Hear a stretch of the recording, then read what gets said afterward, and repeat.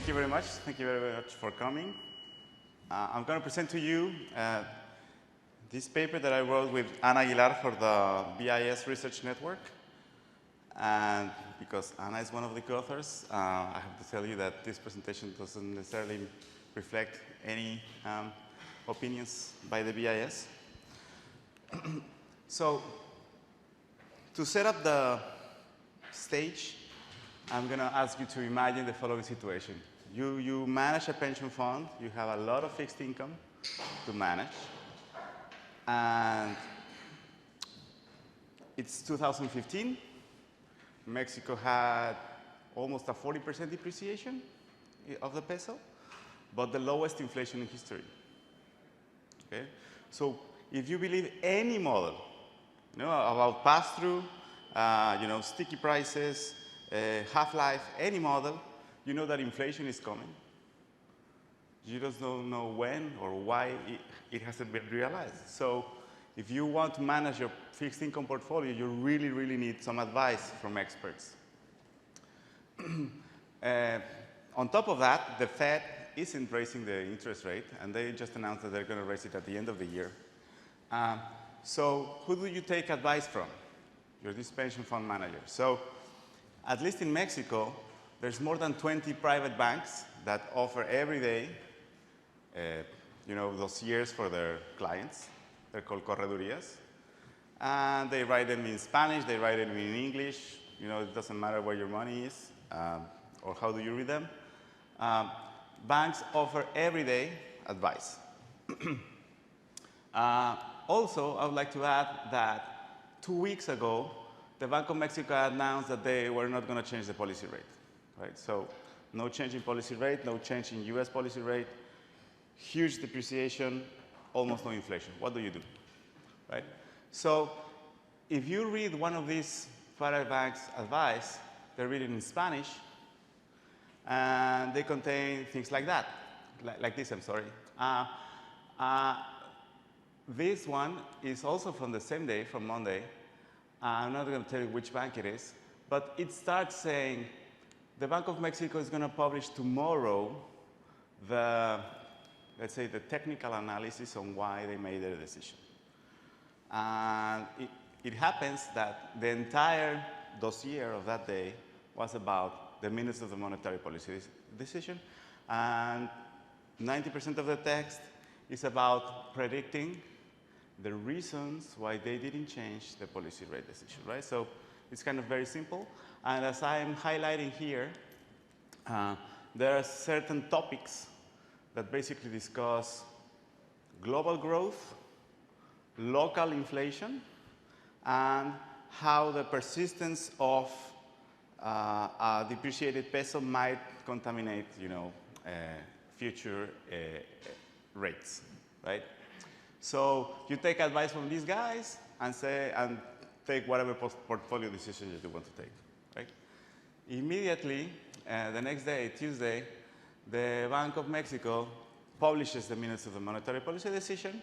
I'm not going to write to you the most important statements, but on Wednesday, the same bank that I showed you on Monday, okay, now writes to their clients, well, the bank just published the minutes. I'm going to tell you what the bank said.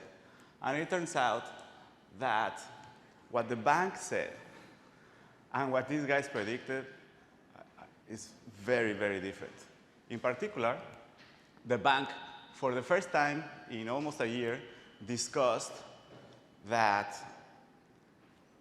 the permanent depreciation will cause inflation, and that there's a huge problem now that there's a drop in the oil prices, and that there can be a portfolio rebalancing, fuga de capital, so capital outflows that can impact the exchange rate even further, right?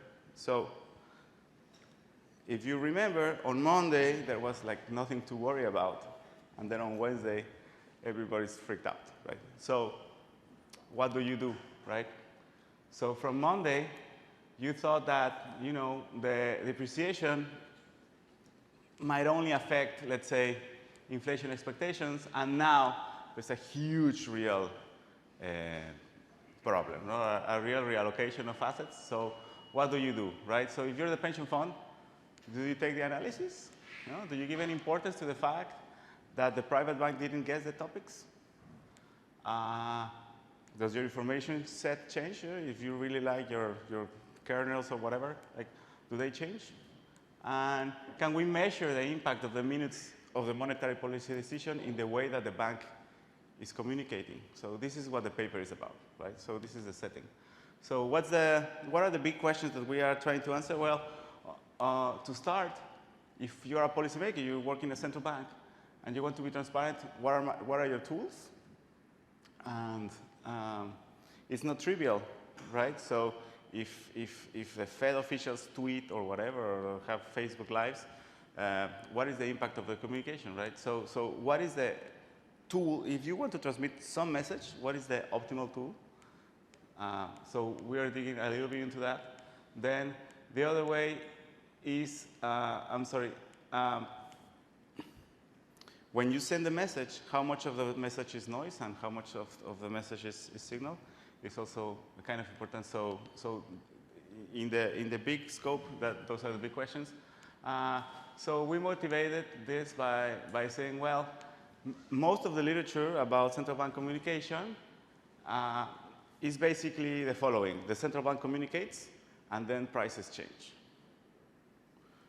And what we are trying to say is that the central bank communicates, then the experts read and have like an editorial position, or if you will, about what they wrote, and then markets react, right? So the other line of research is that many times papers analyze the sentiment of the words. And we're not going to analyze the sentiment of the words. We're going to analyze which words are in the same sentence. And so here we're going to study the effect of central bank communication on the reports of the chief economists of the private banks, which can in turn affect the financial markets. So this is basically the mechanism and what we are trying to look for, right? So why do you do one? And I think this is very relevant. Because the interpretation is what can derive on portfolio recommendations, right? So it's not, maybe it's not even the numbers, right? So in this case, the exchange rate, the policy rate did not change. The depreciation was not changing. The depreciation of the peso was not changing. Yet the message was incredibly, incredibly different. Also because there's some sort of feedback. The central bank publishes the minutes, then the private banks react, and then the central bank reads what the guys wrote about the minutes of the monetary policy. So because of this feedback, the central bank wants to make sure that they, give the correct initial step. And well, the minutes is a very important communication channel between authorities and financial markets in emergent economies. Why? Because we know that, I don't know, the banks in England, they don't have a Mexico guy, right? So they probably have a Latin American guy. So they only have time to read, at most, some communication about Mexico. And it's probably, we think, probably, from other private banks. So what do? I'm just going to fly over this. So we study the impact of the monetary policy decisions and the minutes in the communication by the private banks. We avoid sentiment issues. As I'm telling you, we only use the frequency of words in the same sentence. And we measure, or we suggest a measure on how to measure the change on coverage topics before and after the monetary policy decisions and the minutes of the monetary policy decision. And, well, at some point we do what we like to say are the McMahon regressions, right? So we regress all of this on interest rates, right? So what's the data? So we have all the text of central bank minutes and monetary policy issues, etc., of 24 private banks in Mexico between 2011 and 2019, which is a relatively stable period of interest rate changes. So there were 71 monetary policy decisions in total, and these 24 private banks issue a report before the monetary policy decision, after the monetary policy decision, before the minutes, and after the minutes. So we have a lot of rich text to analyze. What do we read from the text? So, as I was telling you, we're measuring the frequency of the words in the same sentence. So, when there's a period, right, the computer says, well, but what's before the period? It's one sentence, and they analyze what's the frequency of words, how much balance of risk of global growth, is paired with the word deteriorate, right? So if two sentences in very different texts in another year or whatever include the word global growth deteriorate, the computer says, well, this is the same thing. This is the same topic, okay? This is the type of things that we're looking for. So the same for the after. And as I showed you, the computer immediately realized that the oil prices thing was not in the other, okay? So the methodology is that we use an unsupervised learning algorithm to obtain a vector representation of the words. And we fitted the model in Spanish, right? So sometimes, if this thing exists, it exists in English. So we tried to do it in Spanish. So we used all Wikipedia in Spanish, which is 800 million words to train the algorithm, 200 Mexican news sites from the 90s to today, well, to 2019. So the algorithm was trained into, all types of sentences in Spanish.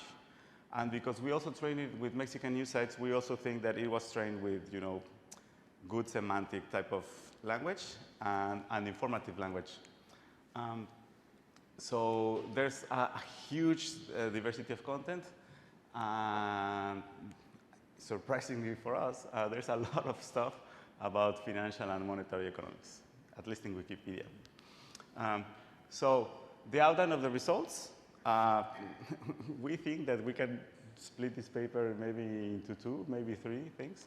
So the first one is, does the unsupervised method work in Spanish? Like, can we, it works in English, but does it work in Spanish? Then the second one, which was very controversial in the VIS research network, which is, can we visualize the sentences? Like, is there a way that we can put it on a graph and say, well, these dots are about this topic and these dots are about this topic? So we did a lot of projections on that. And why is this controversial? Because, as you know, if you put dots in different positions, then you can say that this dot is very far away from that dot, right? So when we say that the message was different, basically what we're saying is like how apart are a bunch of dots in the sentence, right? So this was incredibly controversial, and I'm happy to hear what you have to say. And if you accept bullet number 2, then in bullet number 3 is like, can we actually measure with any measure how do topics change? And finally, with the McMahon regression, it's like, can the magnitudes of these changes be paired or correlated with magnitude of changes in financial variables? So this is what we're doing. And so I wanted to show you first, right? So does this work in Spanish, right? So I want to say that it works very well. We're already doing this with tweets for security things. I'm going to tell you that it works for drive-by shootings. Mexico is a weird country, right? So if there's a tweet that says there's a shooting in Paris and Florence, that's a corner in Mexico City, right? There's no two cities, right? So so that the algorithm reads the tweets and realizes that it is an intersection of two streets and that there is a shooting, right? So it works for monetary policy papers. It works for tweets. And very happy to hear if you have any ideas on what else can we do the algorithm, we use the algorithm for. But the idea is that in English and in Spanish or whatever, like when two words are in the same sentence, you can add and subtract the context. And if you do these very simple algebraic operations, you can get a lot, you know, by doing very simple operations, you can get similar topics, right? So that's basically the idea of the algorithm. And this is maybe special only for Spanish readers, but so one of the tests was we took some monetary and financial and fiscal variables. And first, I want to show you the word hacienda, right? Hacienda is the treasury, is the building where you hide or keep the money, right? So in Mexico, we don't have the treasury, we call it Secretaría de Hacienda. And so we said, well, let's pair hacienda, which is many times the description of a building and many times the description of the Ministry of Finance, with haciendas, which is definitely, right, a description of many buildings to keep, where you keep money, right? And as you can see here, haciendas is very uncorrelated with everything except with the word hacienda, right? But instead, hacienda is very correlated with fiscal, right? So it works. Like, it really, really, really works. And we tried it with many, many words, and here are the monetary words, and here are the fiscal words, and they are very correlated, right? And this algorithm is not supervised. We didn't tell them, you know, this is the financial section of the newspaper, pay closer attention. We didn't do anything, right? And it works very, very, very well. And then the second bullet, can we visualize the sentences? Well, we removed the principal components and then we projected the 300 dimensions of the algorithm into 2 dimensions. And that's what we did. So we projected in 2 dimensions all the words written by Banco de Mexico, all the words written by all the analysts. And as you can see, there are some clusters, right? And Banco de Mexico doesn't discuss this, right? Doesn't discuss this. All the analysts discuss basically everything, right? So do these clouds make any sense? Well, what we did was we took a random sample of all the clusters, and we, Anna and I, and the array, we basically said, you know, what are the topics of the clusters? And we found that with pinpoint precision, all the sentences in the same cluster discussed basically the same thing. It was amazing. And if you like your triangle inequality, no, these two, no, are very close topics rather than these two. Okay, thank you. So it works in 300 dimensions. Excuse me? Each dot is one sentence. So from period to period, from after period to the next period, it's that thing, right? So if the sentence says United States, cars, exports, the computer says, oh, well, it's maybe about cluster 9, right? And it says Spain, football, Messi or whatever it is, it's something else, right? So hopefully they didn't write about Messi here, but each dot is one sentence, and as you can see, because we made them semi-transparent, the Bank of Mexico discusses fewer topics than the analysts, and in a very repetitive way. So there are almost no transparent things here, unlike in here. And maybe you can imagine what is this. That's the Fed. Those are things talking about the Fed, 96. Okay, 2015, it was all about the liftoff. Okay, so we think it works very well. So now, what we're going to do is measure the dispersion of this thing into observables, right? So let's, summarize. So the analysts report many topics. Here the transparency is inversely proportional to the times a subject was mentioned. And then the monetary policy decision statement was released. And then the next day, the frequency of the topics change, right? So does this change imply a change, let's say, in the 20-year rate, in the 20-year bond? Okay. So we measure how much do topics change, and we use a very standard measure. So if you work with these types of measures, it's very important that there's many sentences, because otherwise you get 1/n, right? So you have to play. There's a trade-off between how many clusters you have and how many sentences you have, so that you have a uniform distribution. So you want to have a meaningful distribution. So there was a lot of work done for this, but this worked very, very, very well. And this change, we call it a measure of surprise. Okay? And it's higher if topic coverage is very dissimilar, and 0 if the topic coverage is very similar, and not that high if, let's say, all the topics were covered but with a different frequency, right? So if all the same topics were covered but with a different frequency, it's kind of medium.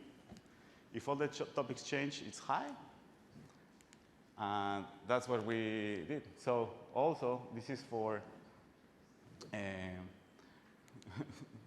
you need specialized for this, but in the cluster, so we measured the topics, right? The frequency in the display of a topic in the analysis of the minutes before the monetary policy decision, after the monetary policy decision, before the minutes, after the minutes. And as you can see, the number of sentences that imply predicting, increases before the minutes. The number of sentences that imply the word suggest or recommend or whatever increase after the minutes, etc. So as you can see, like, these numbers are not 0 all the time, right? So we actually observe changes, and the direction of the changes makes a lot of sense for the context of what exactly are the texts that we are analyzing. So can we measure how much the topics change?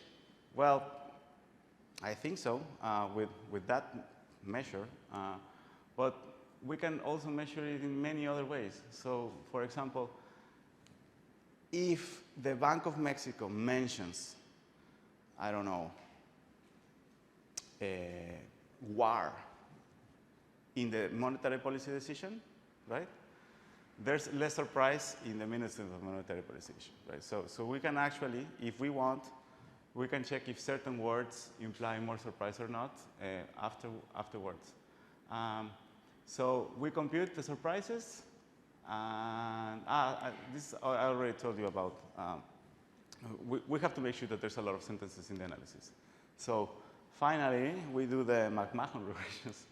And as you can see, let's remember the setting. Monday. Okay, you know that tomorrow they're going to explain to you what happened in why they didn't change the exchange rate, right? Tuesday, the Bank of Mexico says something that we actually don't do any regressions with that. And then on Wednesday, people freaked out because they didn't guess the topics, right? And it turns out that oil prices is important, capital outflows is important, which wasn't important 48 hours ago, right? So we want to check what happened to the bond yields on Wednesday, okay? Not on the day of the monetary policy decision, not on the day of the prediction of the analysis, not on the day of the minutes of the monetary policy decision, but, you know, when these guys wrote to their clients what happened, right? And we found the McMahon results, okay? So we found that a large surprise implies a large change in the long-term rate and almost no change in shorter-term rates, and they are statistically zero for shorter terms. And we're controlled by many things, but the minutes of the monetary policy decision and the monetary policy decision, that is the prediction of what is the central bank going to do, right? That has weaker impact, right? So if we want to say, well, we definitely found something, is that the minutes, which is the explanation of the decision, okay? If there's a large surprise there, then there's a large change in the long-term bonds. So to conclude, we found that conventional text analysis techniques work very well in Spanish, for financial text in Spanish, and also for tweets about drive-by shootings. This is very novel, at least in Spanish, and happy to hear any other suggestions about what to do with it. Then we define the topics in a two-dimensional representation, and with that two-dimensional representation, we define distances between points. And among other things, we found more coincidence around the topics after the minutes. Then this could mean that the central bank's messages are a good source of information regarding the explanation of the current and future monetary policy actions, right? So if people react to the explanation, we don't study what did the bank say. But since everybody reports what the bank said, and the change in the yields is after the guys interpreted what the bank said, we find that this might be a very good source of information that can be used by the central bank. And after the communication, since the message adds information to the market, there is evidence that there is reaction by the financial variables because the private banks made their value added, right? So it's not only that the central bank said, well, this is what we did and this is why we did it, but we needed the 24 hours later of 24 private banks, like interpreting, you know, very precisely their message and the portfolio recommendation of the message. Thank you very much, and I'm happy to answer any questions.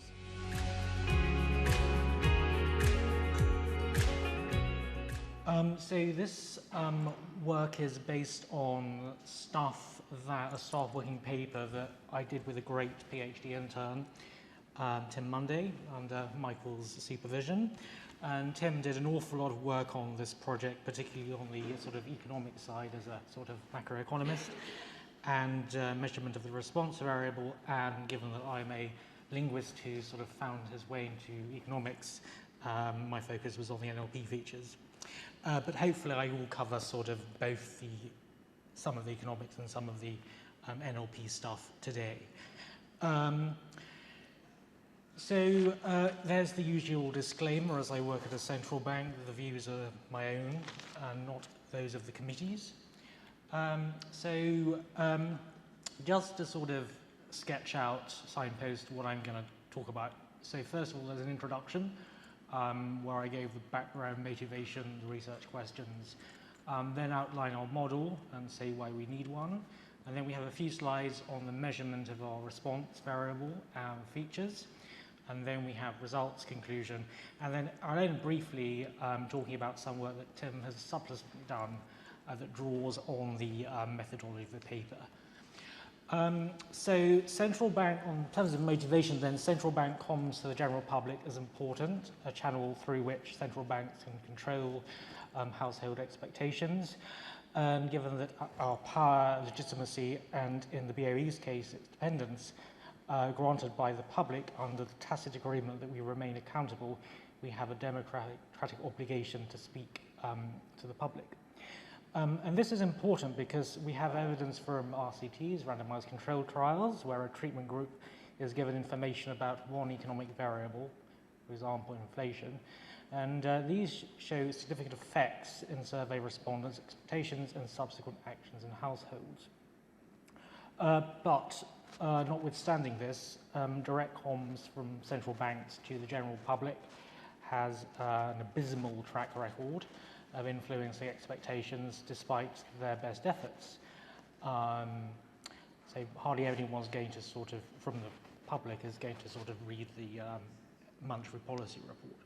So the central bank has to go through the media, the print media, to get its message across if it wants to communicate with the general public. So how does the central bank, the BOE, other central banks, ensure that their message is going to be picked up and in the way that they intend?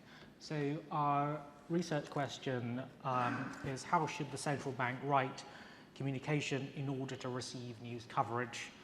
And this isn't a trivial problem, since newspaper editors can write on many topics, they have finite resources, space, and they need to choose to produce news that ensures their readers' attention.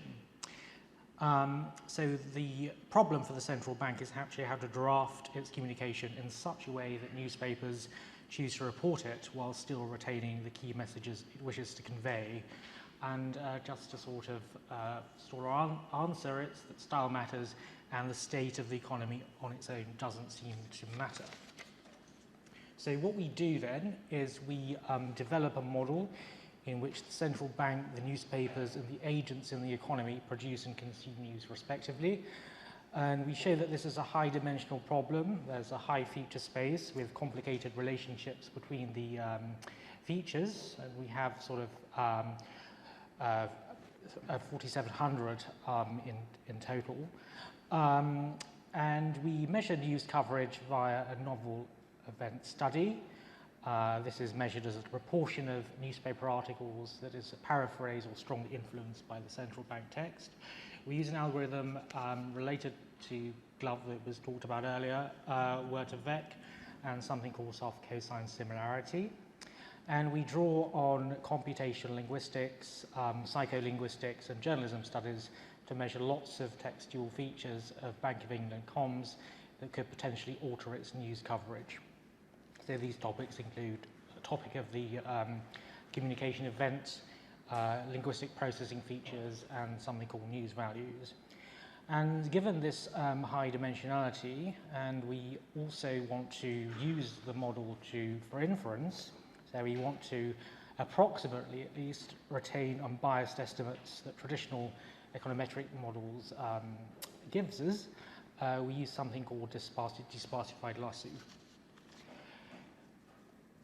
So, the model then, why do we need a model? Well, the optimal nature of central bank communication production, where the central bank must manipulate its communication to be newsworthy in order to receive news coverage while still retaining the message it wants to transmit. And this causes the content produced by the central bank to be a function of the desired news characteristics of consumers, the central bank's own objectives regarding communication to the public, and the state of the economy. So when we do feature selection, we'll create omitted variable bias unless we explicitly account for the relationship between features. And so our model shows us that we have an issue of high dimensionality because the parameters that we want to estimate exceed the sample size, and that feature selection will be hard. So we need to use shrinkage methods to perform feature selection. So here we have a sketch of the model. There are 3 stages in the model with 3 agents, with news produced and consumed within the same time period. So firstly, the central bank publishes content with characteristics described by a vector, theta sub b. The newspaper produces news with characteristics theta sub n, comprised of a combination of central bank content and other stuff. And then finally we have a share S of consumers decide to buy the newspaper if buying it would be interesting to them. So let's have a look at these agents in a bit more detail then. So on the consumer side, every day a continuum of consumers choose whether to read the news or not. They see the paper and buy it if it gives them positive utility to do so, and what they want varies with the state of the economy. On the newspaper side, the newspaper, or the editor, the journalist, has one choice variable which we call K, and K represents the fraction of an article that directly paraphrases the central bank. So there's a trade-off here. Writing news that satisfies consumer demand will sell more papers, but it requires effort.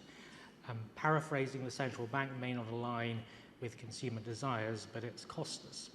So this K thing here, this proportion K of the article is paraphrase central bank communication, and it has characteristics equal to that of the central bank's communication.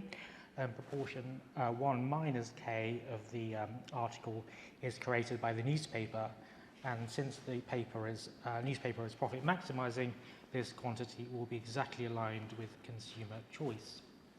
So on the central bank side, the central bank has some overarching objectives related to monetary policy, communication to the public.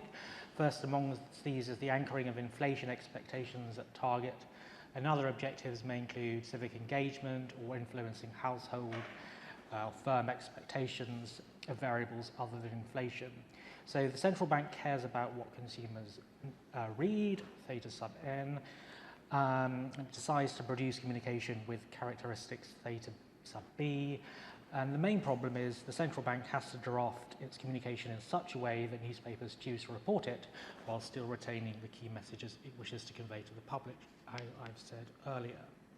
So our solution is this, results in this linear equation. I'm not going to go into all the derivations. It's all in the paper. So on the left-hand side, it's a response variable, and this is the amount of news coverage, that is the degree of reporting that the central bank communication event receives. And on the right-hand side, we've got observable text characteristics of the central bank communication event, theta sub b, state of the economy, z, and various interaction terms and polynomials. And so looking at the fourth and sixth terms there, the Kronecker products make the dimensionally huge and unmanageable once we include the full feature set. So we'll need to address that. So we use the framework just outlined, that's news coverage of central bank communication, as a function of communication itself, theta b, and the state of the economy, z, through the equation we've just presented, to answer the question which features of communication or the economy matter for news coverage. And before we get to estimation, we need to measure the variables in our equation. So we want to measure K, which we measure via an event study approach, the communications theta sub b, which are measured using NLP techniques, and macro states Z are taken from the available macro data. So we look at Bank of England communication, and data comes from a number of sources: inflation report, the Q&A, introductory statement, minutes, speeches, and this spans 1997 through 2019. And so we analysed as separate communication events the speeches, minutes, intro statements, and the Q&A. And the inflation report, this is one big monolithic thing, we analysed each section of the report separately because it reduces the length of the text of each chunk to a similar size, and it allows us to determine which, if any, sections of the IR are influencing the news. So on the media side then, we use data provided by Dow Jones on a Bank of England license, and notably here we include the Daily Mail, Daily Mirror, The Guardian, The Sun and The Times. We exclude the Financial Times, City AM, because they have a lower circulation and they don't transmit news to the general public in a way that we're concerned with. So measuring news coverage then, one could just have an indicator variable flagging whether or not the Bank of England communication is picked up in the press, and that was done in early studies that looks at whether organisational press releases get picked up. But it's extremely labour intensive, and so you want to use an automated approach which saves time, it's easily replicable, allows precise measurement, and permits our methodology to be easily applied to other research questions.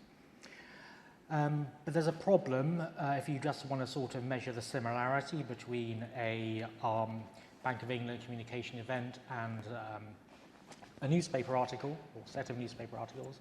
And this is because any external ongoing economic events that both the press and the BOE comment on will be picked up as newspapers reporting BOE content, and we really don't want that.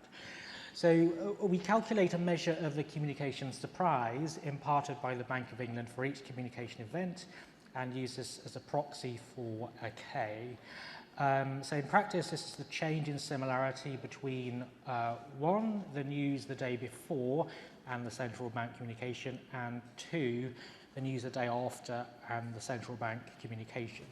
So we've got a small example here, and suppose purely hypothetically that the Chinese economy slows down, the Bank of England communicates its concern to wage and price setters, the public, and they release a statement to relay their message at 12 noon on day T, so that's the box in grey. The MPC is concerned about the Chinese economy, and it so happens that an article appeared the day before, the one in red, and in green an identical article appeared the day after, along with two additional articles. So the similarity between the news, the press release or the communication event and the post-publication article will be sort of confounded because of that earlier article. So this kind of shows we need to take into account articles prior to the communication event. And so to guard against this, we take the change between the average similarity of the articles in the post-communication window and the communication, and to the average similarity of the articles in the pre-communication window and the communication. And how do we do that? Well, we use word embeddings using a word-to-vec algorithm where we have 100 dimensions, and we use soft cosine similarity. So what word-to-vec does is it transforms words, specifically word types. So for each word in the vocabulary, you get a vector representing some aspect of its semantics. There are other methods out there that look at individual tokens, such as BERT, but we didn't look at those. And so the implementation that we use, there are two. There's a skipgram and there's continuous bag of words, which is the one that we use. This asks a shallow neural network to predict a target word given the context of the word. So the words in a small window around the target word, and we use a window size of plus or minus 5 words. In skipgram, it's the other way around, so you predict the center word based, you predict the outside words based on the center words.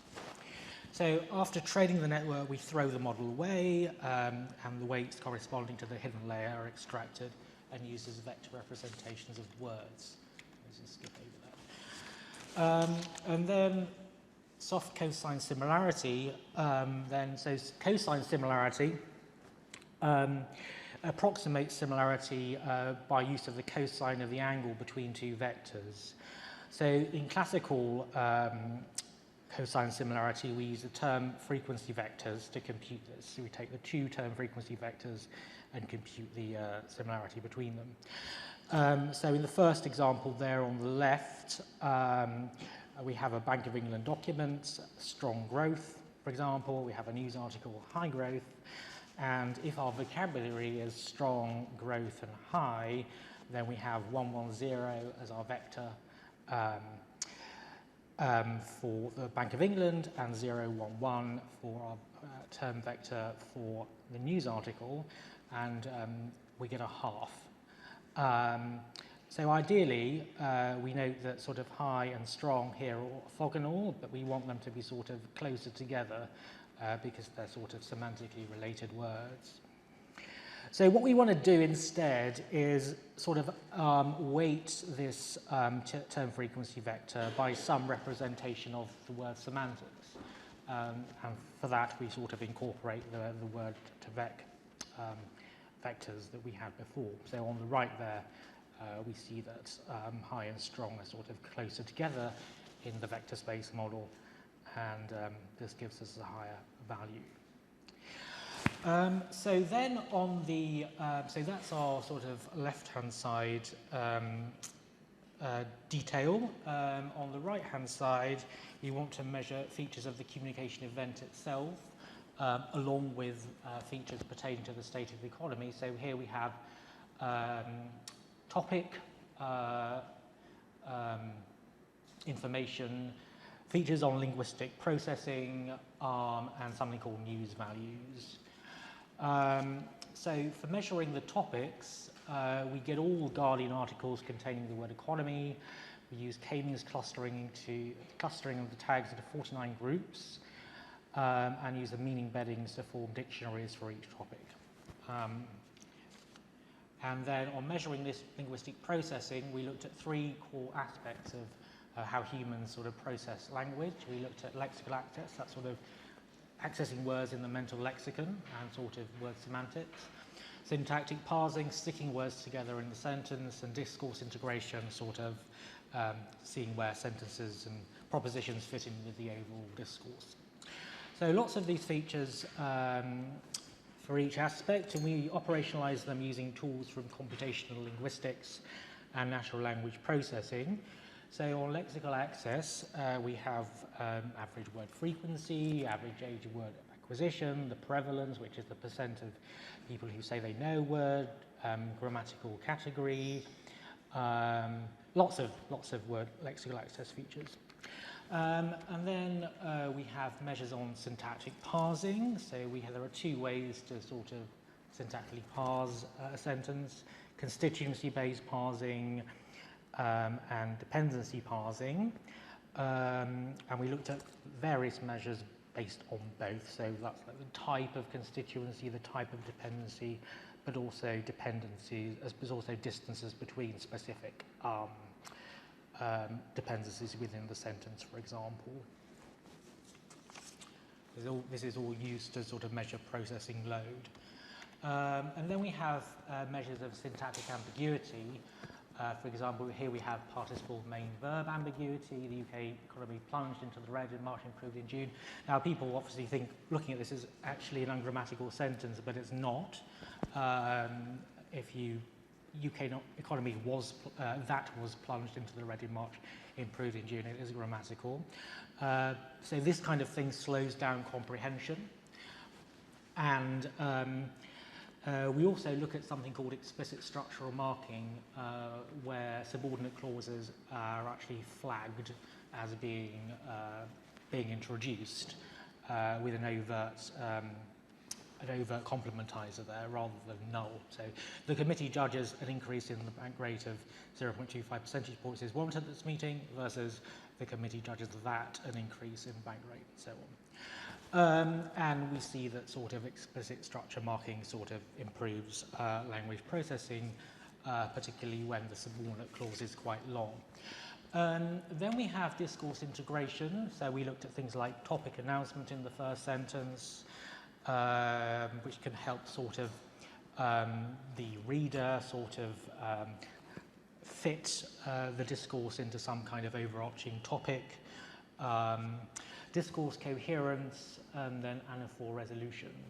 There's an example where you have several antecedents, the MPC and the monetary policy report, and you have various sort of links, co-referential links with those. And this one's particularly difficult because the MPC is unfortunately sort of de-animated in the last sentence, so that becomes a little bit tricky, especially for humans as well. And then we measure news values, and then these are certain characteristics of any story that gets published as a news article that make it sort of worthy of news. This is based on the journalism literature. So we look at the size of a communication event, its impact, sentiment, personalization, proximity, both geographic and cultural, something called facticity, whether facts are introduced or not, uncertainty, prominence of sort of high-ranking bank officials, novelty of the news story. And then on the results side, here's our equation just to recap it. We have a high-dimensional problem, and for simple prediction, if that's all you're interested in, you could just use lasso, but we want to perform inference. We don't particularly care about prediction as much. So in the lasso, if two variables are correlated and influence the response variable, including both is inefficient for prediction and one gets dropped randomly. And this is okay for prediction, but for inference this is a problem as it results in omitted variable bias. And we showed that this is important in our model. So we use a technique called called desparsified lasso. And turning immediately to the results then, here we have the broad feature sets. So we find that textual features do matter. The interaction between the state of the economy and textual features is also important, but you notice that state of the economy on its own is not significant in explaining news coverage. So when we look at the individual features, what is not important when drafting central bank communication? Well, as I've said, the state of the economy on its own, whether or not a monetary policy decision was made, including if it was surprising, word length. Flesch Kincaid is often used as a measure of complexity, but given our other sort of psycholinguistic features, word length is no longer relevant. The type of communication and many of the topics. But what is important are all sort of aspects due to do with language processing. And so what should central banks do about it? Well, we think they should keep things simple. So our results show that one should avoid having embedded clauses, subordinate clauses, and sort of particle-verb constructions where you have a particle following a verb that's easily separated. Personalize the text using we as you to engage their reader. There's sort of psychological evidence that if you use we as in you in a sentence, it immediately makes it more personally relevant and it gets flagged higher up in memory. Keep related ideas together. So if there are lots of long dependency arcs, then this reduces the likelihood of newspaper coverage. So we have here two non-economic examples. This is the malt that was eaten by the rat that was killed by the cat, easy to understand. This is the malt that the rat that the cat killed ate, is not easy to understand, even though it makes perfect grammatical sense. So we're having these huge long dependency arcs where you have to keep track of subsequent words before you hit its, the head word. Just causes the brain to sort of fall down. And also summarize your message in the first sentence, use facts and figures as well. So in conclusion then, communication is important to the public's expectations and actions and largely happens through third parties, media. So our question was how to increase news coverage of central bank communication, and what we did was split the problem into sub-problems, develop a model, use novel methods to measure key variables in our model, estimate the key equation in our model, and show that certain features of central bank communication are important for determining newsworthiness.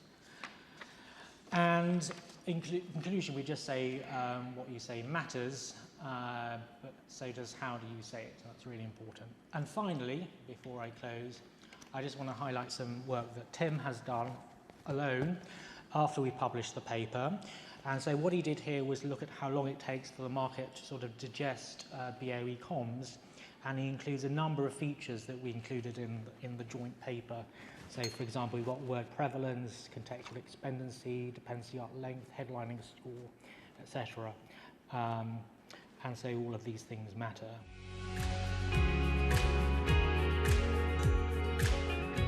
Thanks very much. I have a tendency when somebody puts a microphone on me to just start speaking more loudly. It's something like psychological issues. So if I start talking too loudly at you, then let me know. Thanks very much, and thanks to the organizers of CEBRA, and thank you also to the other presenters in this session. And on behalf of the Central Bank of Ireland, I'm very happy to have you all here. And so this paper is called The Central Bank Crystal Ball, Temporal Information and Monetary Policy Communication. And it represents joint work with my co-authors, David Byrne, Conor Parle, and Michael McMahon. And the usual disclaimer applies. So I start with a very obvious, maybe crushingly obvious stylized fact, which is that when central bankers communicate, markets move. And of course, you've seen this thousands of times by now. But the fact that markets move at the point of communication implies the existence of an information deficit. There is something that central bankers know that markets don't know, and they want to find out. And then when they learn about it via communication, updating takes place. So key questions that we have broadly in this paper: what is the nature of the information deficit? What exactly is it that markets learn when central bankers communicate? And what are the sources of policy uncertainty? So our approach is, well, we specifically examine the portion of the information deficit that relates to temporal information. So information about the past, the present, and the future, put simply. And I should say, please feel free to interject with questions as we go. I'd prefer it that way. But there should be time at the end in any case. So what are the contributions of the paper and why they're important? So the first point is we make a methodological contribution. We apply algorithms designed to isolate time to central bank text. And until this point, this has been given very little attention in the literature, which is surprising because in our view, this is important. For at least 30 years, maybe, conventional macroeconomic theory has told us the importance of information about the future, forward-looking monetary policy, the importance of forward guidance. We think it's of use to the profession to be able to identify when someone is talking about the past, the present, or the future in a given sentence. Having said this, and indeed we do find that information about the future does explain market news, we also attribute an important role to past information. And so our rationalization of this is that markets are interested in the ways in which central bankers assess the past, because when central bankers speak, they gain information about the process by which central bankers interpret past data. This allows them to think ahead in terms of what decisions they're likely to make in the future, which is relevant, of course, for the pricing of assets. The third contribution is we also compute a direct measure of the information deficit based on journalist questions. So we're interested in what it is exactly a journalist asks on the basis that their job is to supply information to market participants and other interested readers, and that this is a good proxy for what it is that others outside of the central bank don't know but want to find out. So in the interest of time, I'll skip the literature relatively quickly. I will point out the earlier studies of Gallardo and Guerrieri and Conor et al. Did deploy a dictionary-based approach to quantifying temporality in central bank text.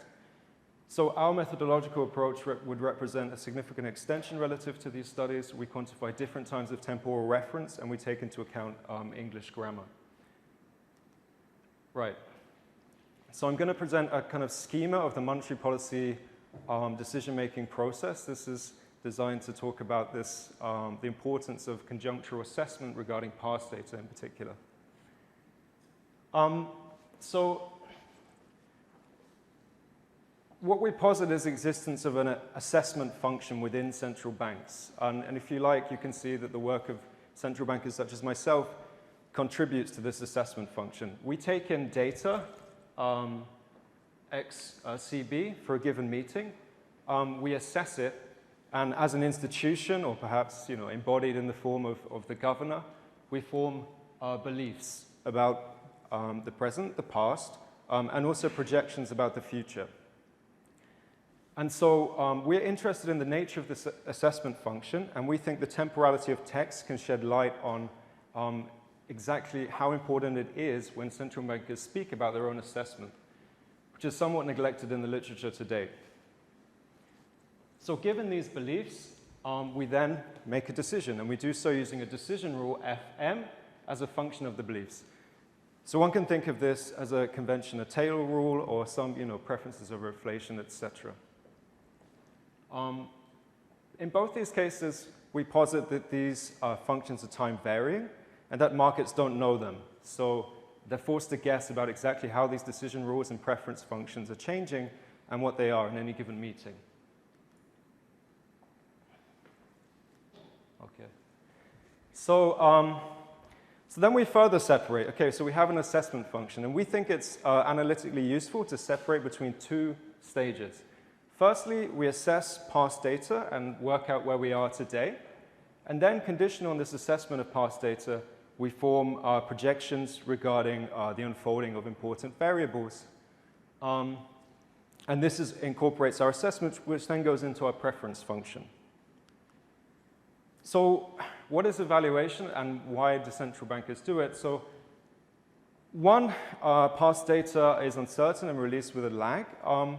So one needs to talk about recent evidence as it comes in, which comes in with reference to past periods.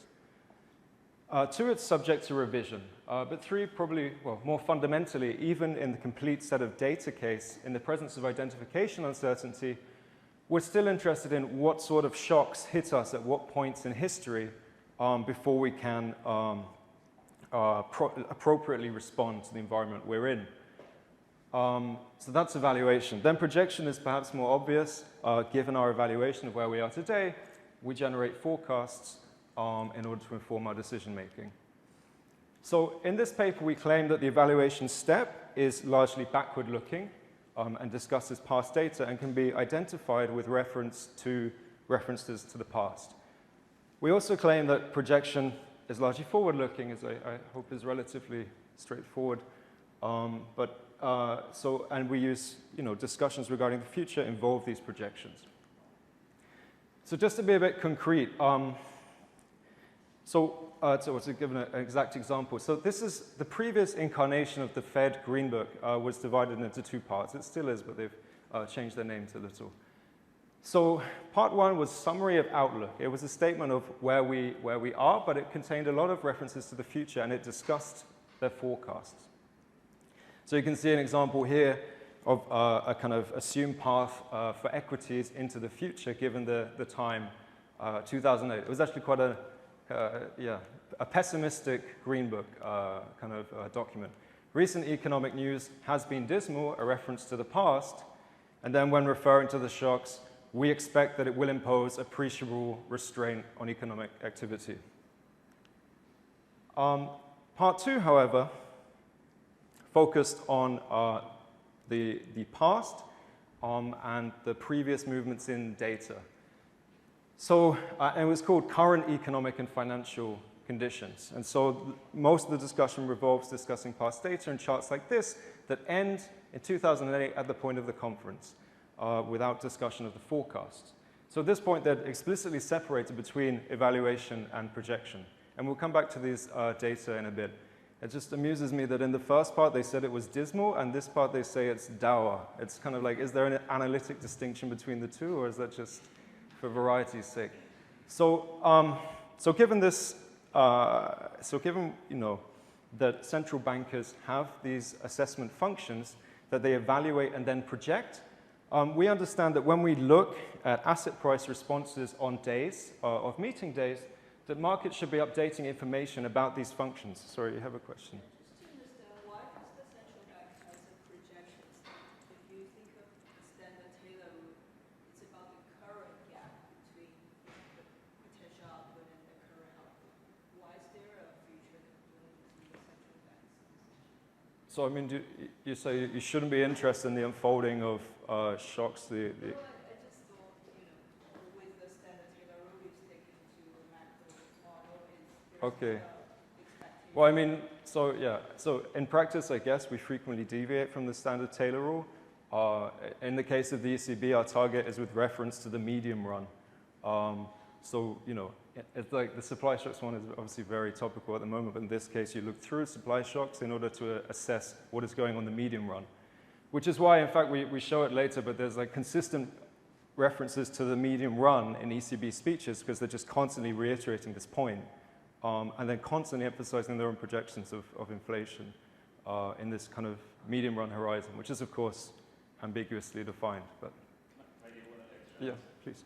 The other reason is that in standard ESG models with full information and rational expectations, with perfect information on the current state of the variable and knowing the state of the economy and all the parameters, there are sufficient statistics for the optimal forecast for the future, so you can base your forward-looking policy off those.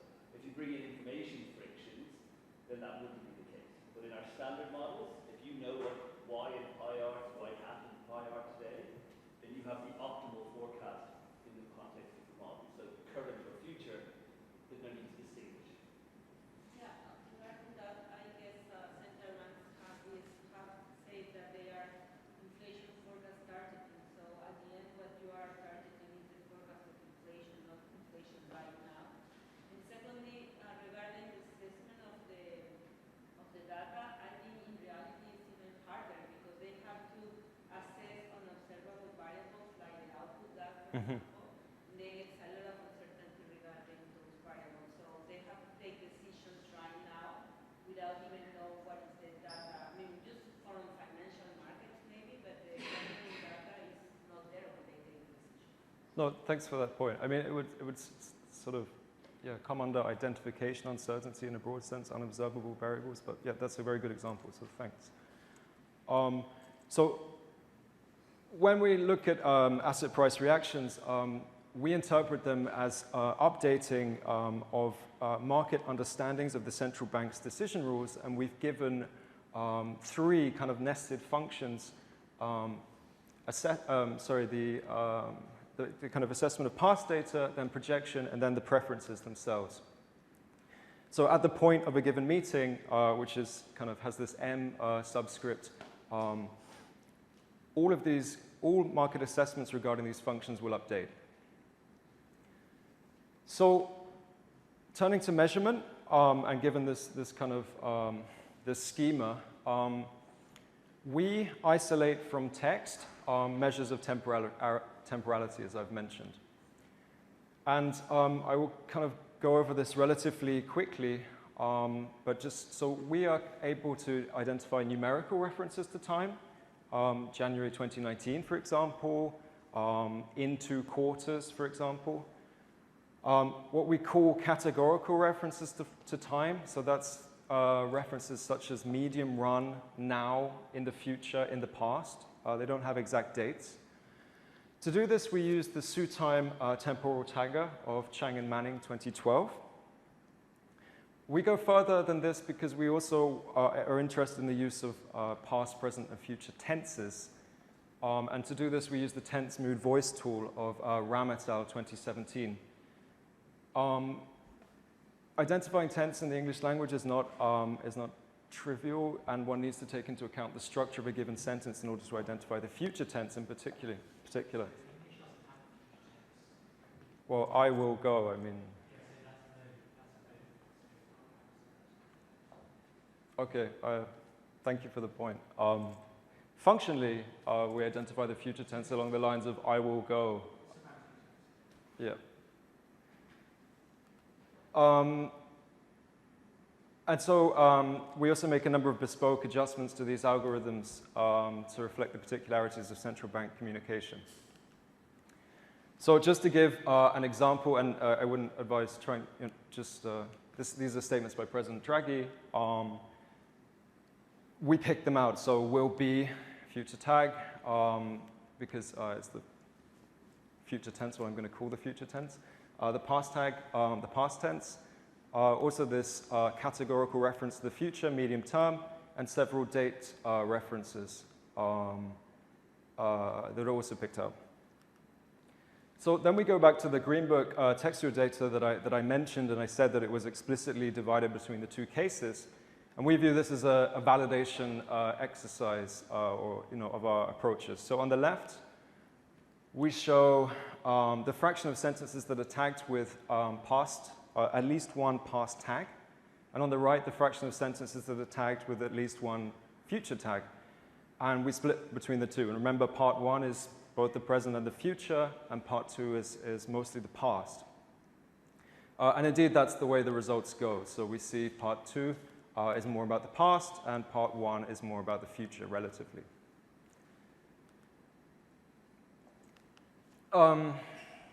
So we then want to understand how these signals affect asset prices. So we regress the event news on narrative signals via a lasso regression. What exactly these narrative signals are discussed in the next slide, but they include temporality.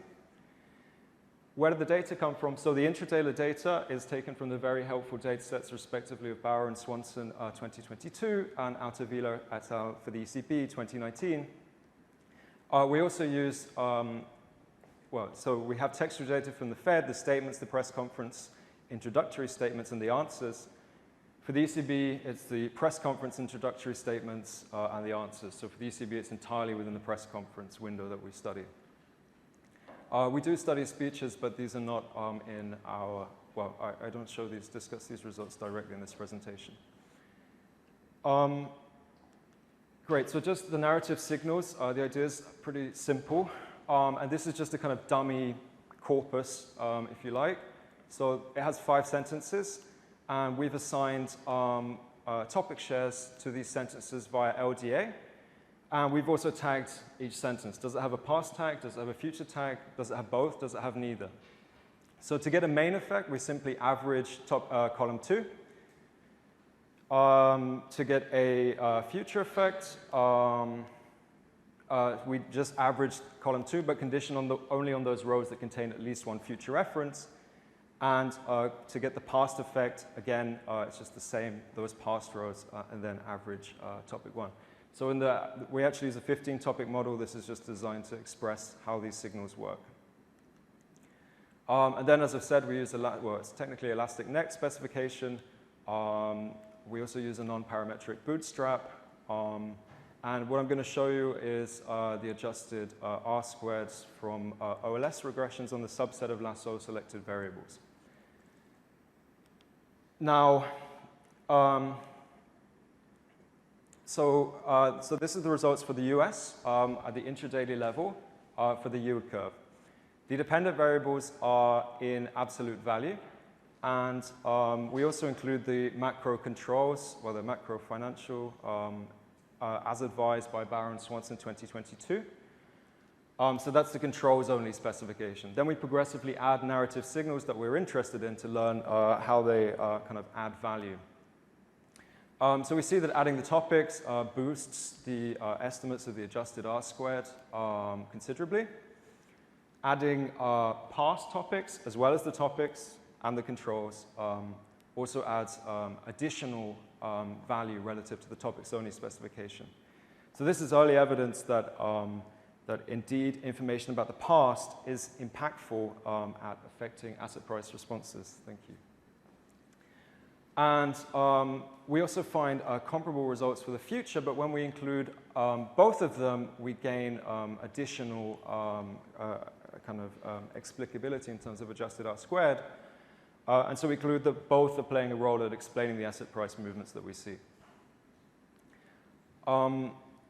It's also interesting to consider pseudo out-of-sample measure. So we look at the mean squared error that we compute on the basis of our 10-fold cross-validation exercise to reassure ourselves that indeed the result goes through when we look at a pseudo out-of-sample approach, and that adding both future and past topics reduces the mean squared error relative to the baseline of controls only, and also relative to the topics only measure.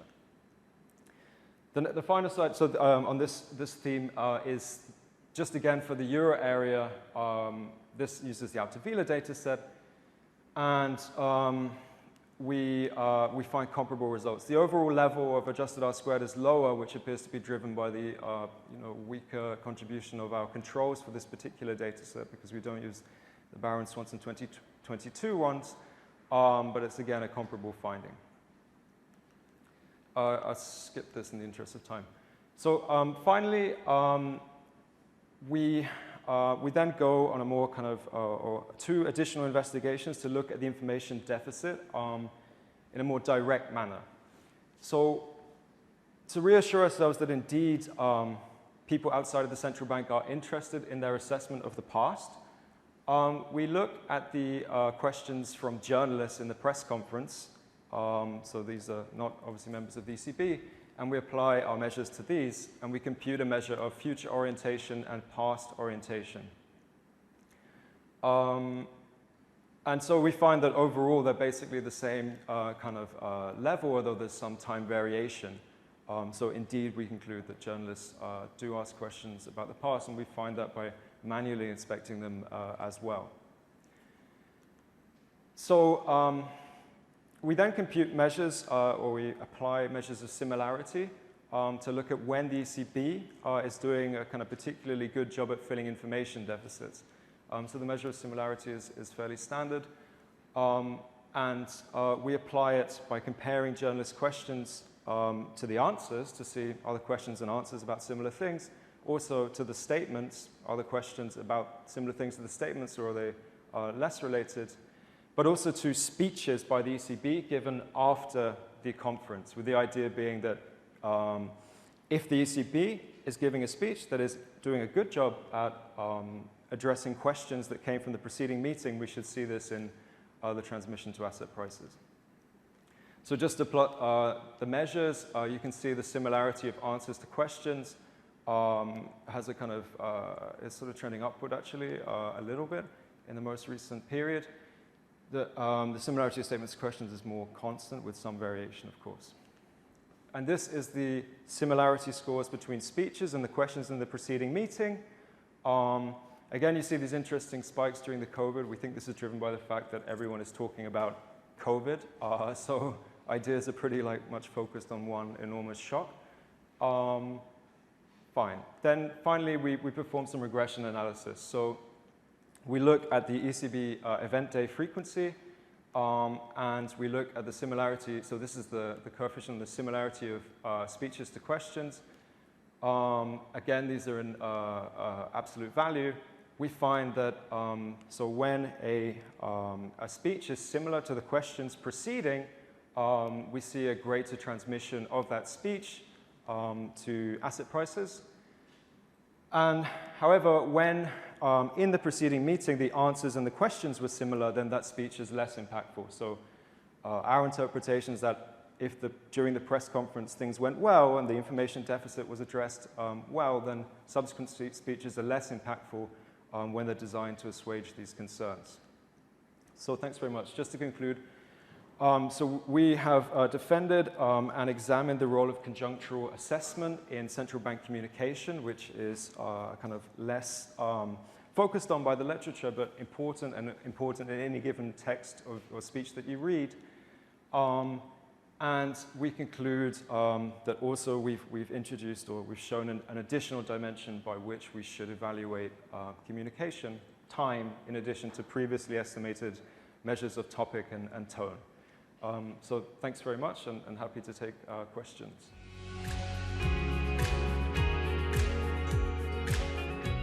All right, thanks a lot for the organizers for having the paper. This is a joint work with Sam Stern, who's my classmate at Michigan. I now work for the Bank of Canada, and so the usual disclaimer would apply. The title of the paper is Firm Inattention and the Efficacy of Monetary Policy.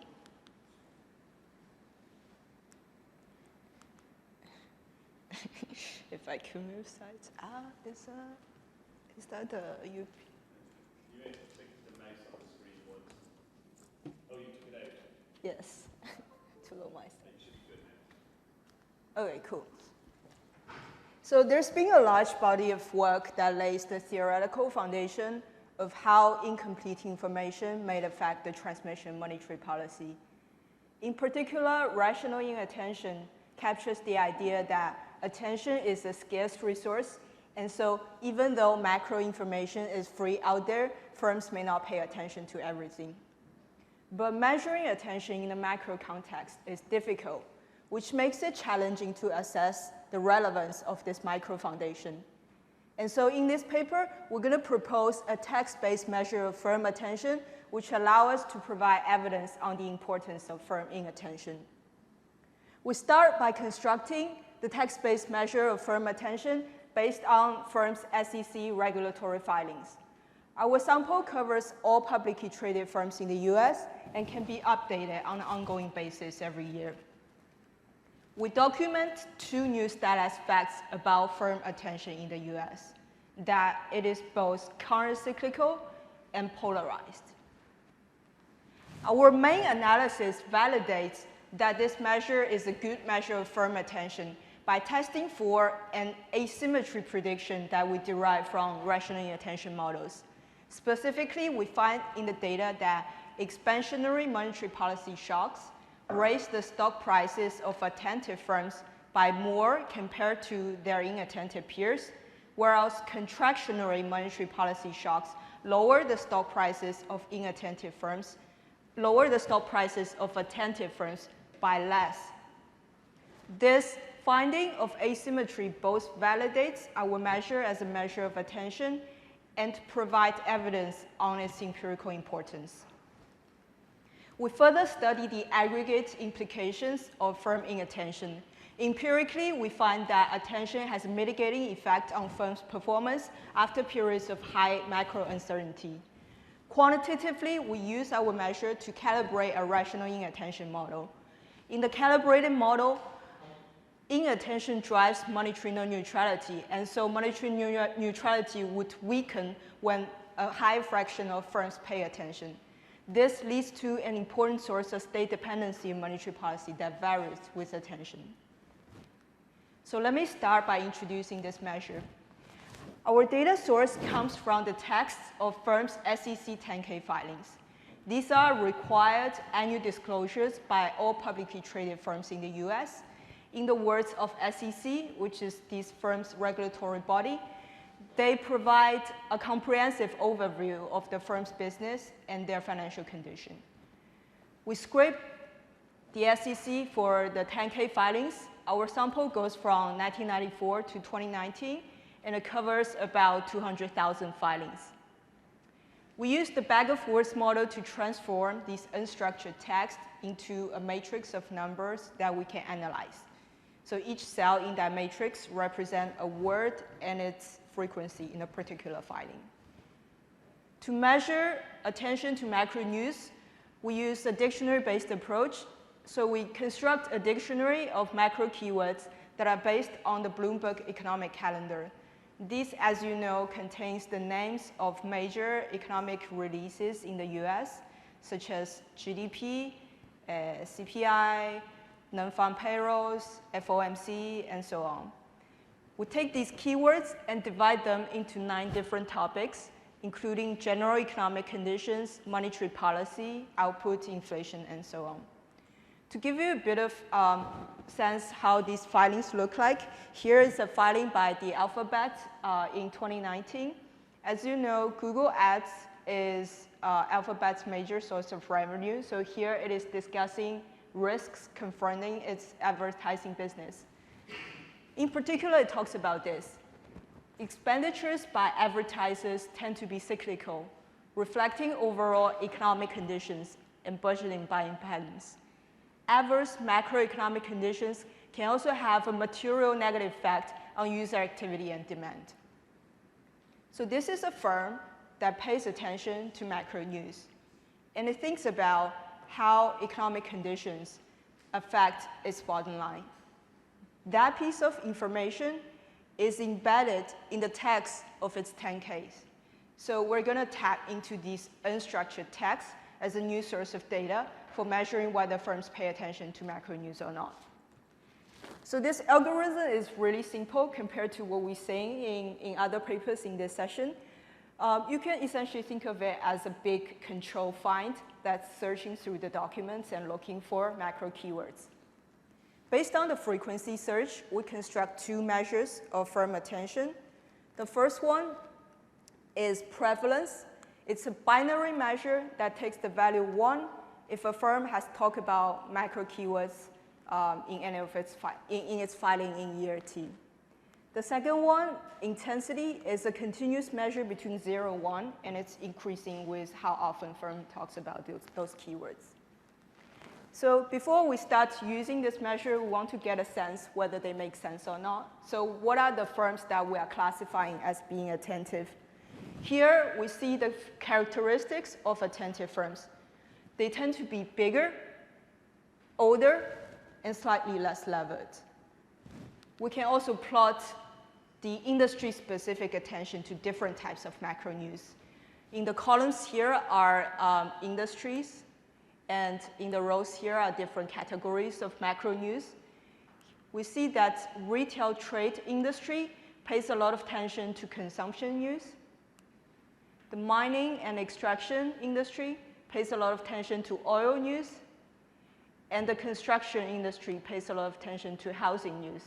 Financial industry, which we typically think as experts of processing information, pay a lot of attention to all kinds of news. So these are all consistent with what we expect. Furthermore, we see that industry that have a higher fraction of attentive firms adjust prices faster after a monetary policy shock.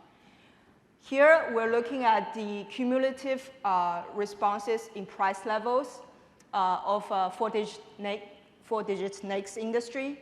The left panel here shows the average response after an expansionary monetary policy shock. All industries raised their prices as expected.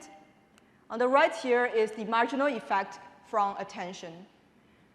Immediately after a monetary policy shock, industries with a higher fraction of attentive firms raise prices faster compared to inattentive peers. And after 10 months, inattentive firms start to catch up as they respond with a lag. And so if you open the 2009 paper by Makovic and Wiederholt, there's a theoretical impulse response that looks exactly like this. So this is all very comforting and gives us some confidence that the measures are doing what they're supposed to. Now I want to share with you. So just a naive please. question, perhaps. But in the previous graph, so you have this marginal effect of tension. What I thought naively was that if you're more attentive, then you're going to adjust your price immediately relative to other inattentive firms. But it looks like the effect of attention is sort of shaped. Is that sort of like standard result? Yeah, that's a good point. So not all firms are perfectly attentive. As you say, if they are, then you should see one immediate response and then nothing afterwards. But in reality, it takes a bit of time to put it into production. And so we do see attentive firms such as faster relative to inattentive firms. Okay, so now I want to share with you two new status facts that we find in the data. The first one is that attention is countercyclical over the business cycle. Here, I'm plotting the time series of firms' attention to economic conditions. On the left is the binary prevalence measure, and on the right is the continuous intensity measure. For both measures, attention rises during the early 2000 recession, and the rise is more pronounced during the Great Recession. And in both expansions that follow, attention moderates. And so this is showing that in recessions, when macro conditions are more uncertain, more firms pay attention to macro news, and firms pay more attention to macro news. So this countercyclicality of firm attention is the first status fact that we document. Now we turn to the cross-section. So here I'm collapsing the panel so that for me as a firm, this is showing in how many of the filings over the sample period did I mention macro conditions. If a firm here takes the value of 0, then it has never talked about macro conditions in any of its filings over 20 years. And if it takes the value 1, then it talks about macro conditions in every single filing over 20 years. So given the sublinks, I know you've thought of this, but the natural question here is, right, in some industries it matters a lot, in some it doesn't. So why is the within industry variation not the more important? Yeah, absolutely. So when we take it to the regression, we're going to use within industry variation, but just to show you, because I have it here. I knew it was So this here takes out the industry fixed effect, and you see like at 0, this is industry average. But what we observe is a bimodal distribution within industry. So there's a fraction of firms that are less attentive, and there's a fraction of firms that are more attentive. And this is the variation we're going to use in the regressions. Okay, so what we see here is that a firm either never talk about economic conditions or they talk about it all the time. And this polarized pattern of firm attention is striking to us, that despite some time variation for some firms here in the middle, for most firms, attention seems to be a characteristic. A firm is either attentive and they talk about macro conditions all the time, or they're not. So next, we're going to exploit this heterogeneity in firm attention and to estimate its importance. But before going to the data, we need to confront an identification challenge. So far, I've been calling our measure attention, but whether or not firms talk about macro keywords in their filings could also be driven by their exposure to the macroeconomy. A small firm may not talk about macro condition not because it's inattentive, but because it doesn't care. So how do we, is the measure really picking up attention, or is it picking up exposure? To disentangle these two effects and to validate the measure, I'm going to show you a really minimalistic model in which firms are heterogeneous both in terms of their attention and in terms of their exposure. These two heterogeneities lead to different predictions from the model, which we're going to take to the data to test. So this is a static model, and we consider profit maximizing firm. The firm's profits depend on two variables. The first one is the state variable S, and the second one is firm's action A, which is a function of the state variable. And firms' profits are maximized when they set their action exactly equal to the state variable. So think about this as a price-setting firm. There's an exogenous price that's moving around that is optimal, and firms want to be as close to that as possible. Under a second-order approximation, we can decompose the profits into two parts. The first one is the profit under optimal choices, so with full information. And the second one is the loss from making mistakes. And in this framework, we can now define the two heterogeneities we're interested in. The first one is exposure. What is exposure? It's how much your profits are affected by the shock. And so we define it as the derivative of profits with respect to the shock S. The second one is attention. And attention is how fast you can adjust your price after a shock. So that is the derivative of firms' action with respect to the shock. Attentive firms react 1-for-1, whereas inattentive firms react more mutedly. And so this is what we were discussing as well. This is a really simplistic way of modeling attention, which I'm going to tighten in the quantitative model. So now after a shock, the changes in profits is going to change firms' value, which is going to be reflected in firm stock prices, which, as it happens, we can observe at high frequency in the data. So now we can actually take model predictions to the data to test. And what do we test? If firms are different in terms of their exposures, then the high exposure firms would always respond more strongly in response to shocks.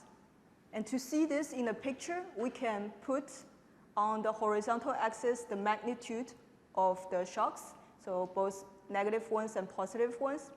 And on the vertical axis, we can put the changes in their profits. After a shock, the high exposure firms, to a good shock, their profits will go up by more because they're more exposed.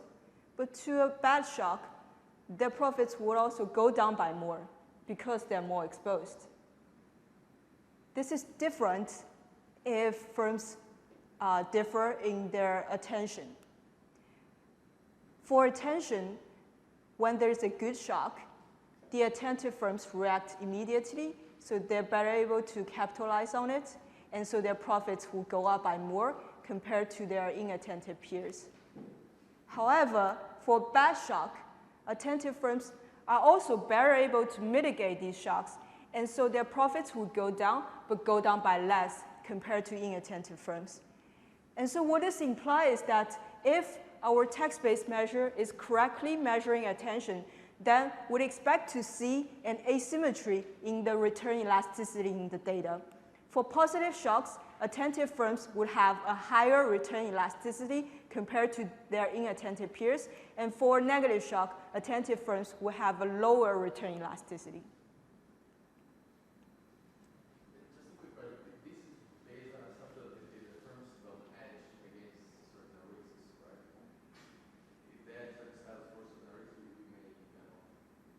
If they hedge, yeah, and they don't, yeah, so if they hedge and they don't care about macro risk anymore, so, and they don't talk about it, then we would classify attentive firms as being inattentive. And as I'm going to show you, so there's going to be a gap in the performance between attentive and inattentive firms. If that's the case, our estimate is going to be a conservative lower bound, because like the gap should be in fact larger. And so that is a fair concern. I think it helps us in a way. We can push back on that being a fair concern. Okay. Because, I mean, these are their 10K filings, right? So correct. If there's a material risk that they face and they're hedged, but they don't reveal that they're hedged, you know, that's like signaling you're a bad manager. That seems like the exact opposite. I worry about the exact opposite thing, that they make risk seem more benign in order to appear like, oh yeah, no, we've got this all in hand, when actually they don't. So I would worry the opposite to you in that. Anyway. Yeah, thanks a lot. That's a good point. So they're required by the SEC to report any material risks. Yes, please. I just wonder whether exposure and attention couldn't be correlated, especially for negative shocks. I mean, that kind of goes in the direction of this counter-cyclicality. Yeah, for sure. That you show that when it's from realized that it's exposed to a negative shock, it will be attentive. Yeah, for sure. So in this simplistic model, we assume they're independent, but when we go to the data, we're going to control to the degree that we can to compare firms with similar macro exposure. So we look within a narrow industry and we include a range of firm controls. Yeah, for sure. Maybe they are in different industries, or in the sense that they cannot adjust prices as easily as they could do it. All of them have different market. Price stickiness you have in mind? Kind of, or the market structure is different, so it's that they cannot equally adjust prices as fast as, I mean, not all at the same time with the same facility. Yeah, so we could, in principle, putting like a fixed cost type of thing into the model. We haven't done that. My sense is like the qualitative result wouldn't break. But you know, if you take it to quantitative studies, then it's going to be, you want more rich, and it's going to be a little harder to solve because these would now be state dependent and you need to keep track. So Hassan and Hassan Frusi and Yan have a new paper that looks at this, and we can talk later. All right, so we now take it to the data to test, and this asymmetry is precisely what we test. Our empirical model takes the form of high-frequency event study. The mechanism that I just outlined is general to any type of macro shocks, be it TFP shock, fiscal shock, oil shocks, and so on. And with our data, you can do all of them. We're going to focus now specifically on high-frequency monetary policy shock. And we do it because it is one of the most well-identified shocks in the macro literature, and a lot of people in this room have done excellent work on it. So our dependent variable is going to be high-frequency changes in firm stock returns, and that is from open to close. We use as shock the high-frequency monetary policy shock based on 60-minute movements in Fed funds futures. Our attention measure is the prevalence, the binary prevalence measure to FOMC news, because we want to look specifically how attention to a certain macro news affects its reaction. We include industry fixed effects and a range of firm fixed effects, firm controls, both standalone and interactive with the shock, so that we look at within a narrow definition of industry for firms that have otherwise similar characteristic, do we see different responses from attention? We split up monetary policy shocks into positive shocks and negative shocks and interact them separately with the attention measure. And so the parameters of interest are the beta dV plus and beta dV minus. If the measure is correctly picking up attention, then we should expect to see asymmetry in the coefficients. For good shocks, attentive firms would gain by more, and for negative shocks, they would lose by less. To contrast this with the exposure model, if the measure is picking up exposure, then we should expect to see a positive and significant coefficient regardless of the sign of the shock. So let's see the results. On average, oh, by the way, so we're flipping the sign of monetary policy shocks so that a positive shock is expansionary, this so that coefficients are a little more intuitive. So on average, 100 basis point expansionary monetary policy shock leads to 4.5% increase in firms' market values. And this estimate is very much in line with previous studies, for example, from Goodhead and Swanson. Now we interact attention with monetary policy shock to test for this exposure model. If our measure is picking up exposure, then we should expect to see a positive and significant coefficient for this interaction, which is in contrast to what we find in the data. And this provides suggestive evidence that we're not, in fact, picking up exposure. Column 3 here is our main results. Now we're splitting up monetary policy shocks into positive ones and negative ones and interact them separately with the attention measure. If differences in firm attention lead to differences in their performance, then we should expect to see an asymmetry in firms' return elasticities. And this is indeed what we find in the data. To a 100 basis point expansionary shock, attentive firm stock return rise by 2% more compared to inattentive firms. And in response to a 100 basis point contractionary shock, stock returns of attentive firms drop by 6% less. And just to make sure that our results are not driven by outliers from the financial crisis, we stopped the sample in 2007 to focus on the transmission of conventional monetary policy, and their results are little changed. And so this finding of asymmetric return elasticity both validates our textual measure as a measure of attention and provide direct evidence on both the existence and severity of information frictions in the data. The estimates here provide the magnitudes of the coefficient here provide estimates of how much firms lose by not paying attention. And if we compare the red coefficients to the average effect, the loss is quite substantial. So what we have seen so far is that firms differ in attention, and that differences leads to systematic differences in how they react to macro shocks. And so now we want to explore more the implications of that. The first one that we show is that attention has a mitigating effect for uncertainty. So it's almost as if firms pay attention as an insurance mechanism when large bad shocks materialize.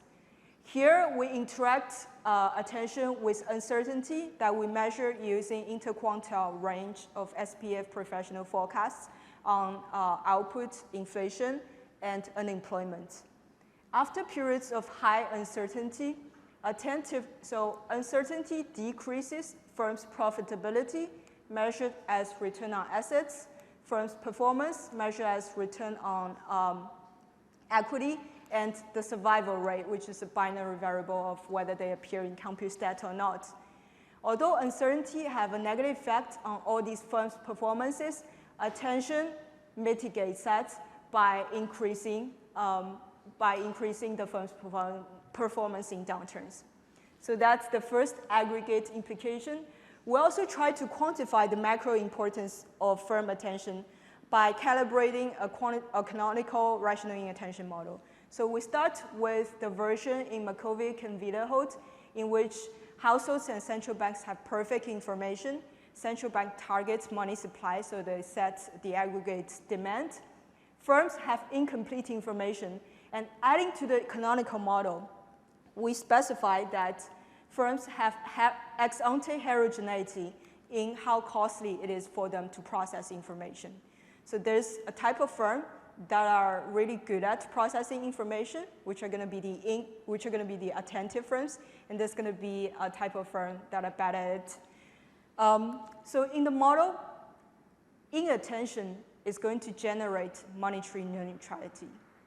In response to a nominal aggregate demand shock, attentive firms correctly characterize it as a nominal shock, so the blue firms respond by raising their prices, whereas the red firms, the inattentive firms, mischaracterize the nature of the shock and respond by raising their output instead.